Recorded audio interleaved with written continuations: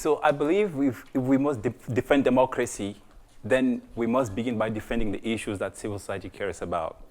Because if we sit on the fence, we might get pushed on the wrong side. I'm Ateki from Cameroon, and today I would like to talk to you about my experience trying to create change in a context where the relationship between civil society and the state is a very difficult and tenuous one. Let's begin with this. Imagine you had a home which is on fire. And imagine we told you that you had to be 50 to be eligible to extinguish that fire. And imagine we said you had to pass a test in the management of flammable substances before you were eligible to extinguish your fire. If that were to be enforced, I guess it would not make sense to many young homeowners who would see the risk of losing their home and property. I've spent the last few years on the front lines of a campaign known as Vote 18 to lower the voting age in Cameroon, because I feel young people in Cameroon have a lot of burning issues that they don't have the capacity to change. So just to give some context, our constitution places the voting age at 20, but our new penal code actually recognizes an 18-year-old as fully responsible. This means that at 18, they're capable of committing crimes, driving, doing all other things that an adult should do. They can even go to jail for that. The minimum age for criminal responsibility in Cameroon is 10 years. This means that we expect a 10-year-old kid to be able to know the difference between wrong and right. And if he can't know, then he might spend some time in a juvenile correction facility so that he can get some sense.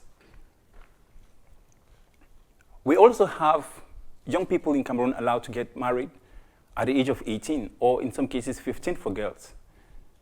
But what that means is that a young girl at 15 is recognized as capable of making the very permanent choice of choosing a life partner, but is not able to vote until they are 20 because they are recognized as naive and ignorant. We also have young soldiers recruited into the military at the age of 18. This means that a young person is allowed to die for the country, but he cannot be able to vote for the leaders who would send him to war. So I decided to do a study on this to find out the public perception about what it means to lower the voting age to 18. And what we saw was that 74% of the people we surveyed actually supported the idea of lowering the voting age to 18. So I went and met a member of parliament and asked him, this is what the public is saying about the voter age in Cameroon is too high. The first thing he told me was that there was a crisis of confidence in young people, and that if 20-year-olds that we have today are not registering to vote, what is the incentive for bringing the voting age down to 18? Of course, he was justified because in the 2013 elections, which brought them up to office, there was a lot of underrepresentation of young people. But this also highlighted the problem that we were trying to address.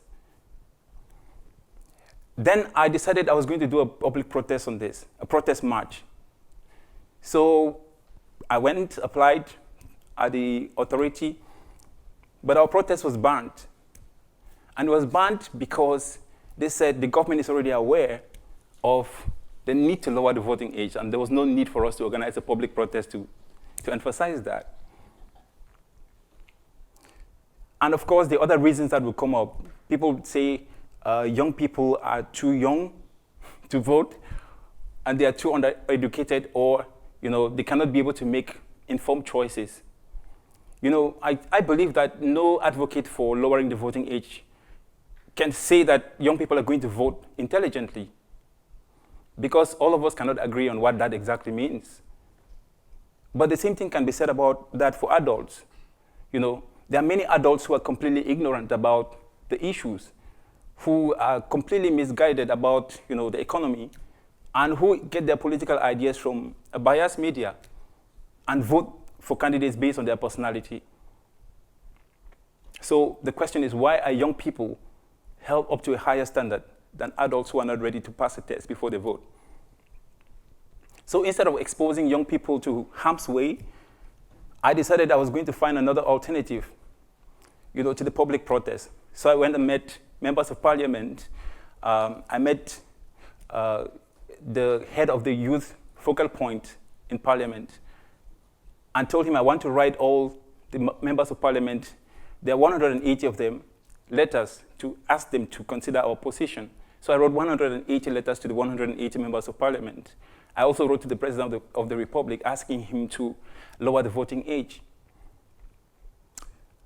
Then we also had the fortunate, opportunity to present the case that we were making in front of parliament in 2016, where the president of the National Assembly asked us to be able to present the ideas that we were trying to vehicle across.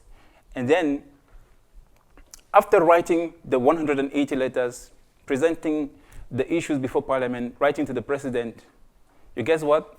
Nothing has changed. Nothing has happened. And our story just highlights the issues that civil society faces across the region. For us, our protest was banned. Our protest was also restricted, just like it would happen in many places. We also had, civil society cases where many people find themselves in restrictive legal environments, as well as, systematic attempts to restrict their activities, limit their operational effectiveness, and challenge their public legitimacy. But civil society is involved in very meaningful work. We are defending human rights. We are defending the rights of women. We are fighting against climate change. We are promoting sustainable development goals. These are noble causes. But somehow it is judged by the state actors as controversial, and they get us to this restrictive corner. And I feel civil society must be able to have a way to express itself, because they're fighting for the issues that matter to us. If we cannot voice the issues that matter to us, then our lives don't have a voice. And so I feel, instead of us asking the question, who does civil society include? I guess it's perhaps time for all of us to become a part of it. Thank you.